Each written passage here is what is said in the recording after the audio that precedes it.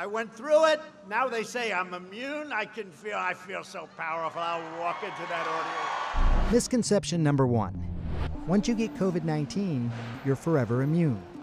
One study has shown that neutralizing antibodies are produced for at least 5 months after someone's been infected.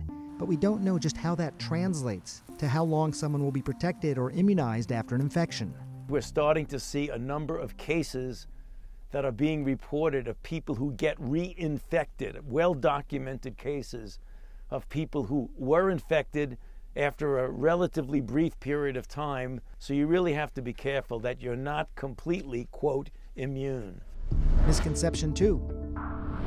We should try to mitigate this virus by naturally achieving herd immunity. It's important for people to understand medical science, to know that natural human immunity of populations, it is sometimes called herd immunity.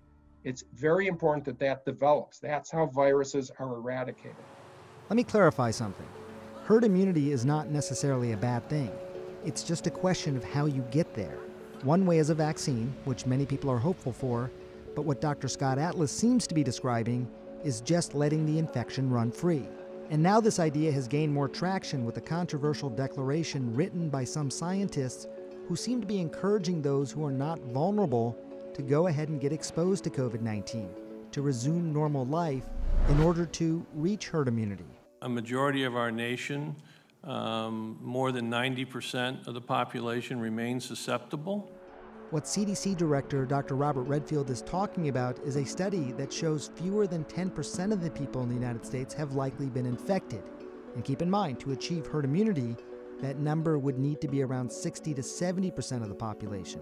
Now, considering more than 217,000 people have already died from COVID-19 with 10% infected, look at what 60% infection could mean. IHME calculates this could mean more than 1.2 million deaths. It's scientifically and ethically problematic. Misconception 3. Early travel restrictions help prevent millions of deaths.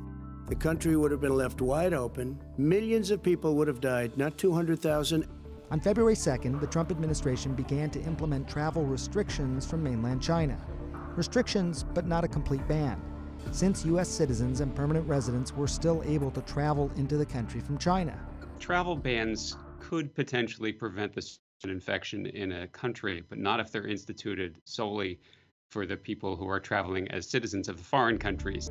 And an analysis by the CDC found that the restrictions on travel from Europe came too late, since by March 15th, there was already widespread infection in New York City, an early epicenter of the U.S. outbreak.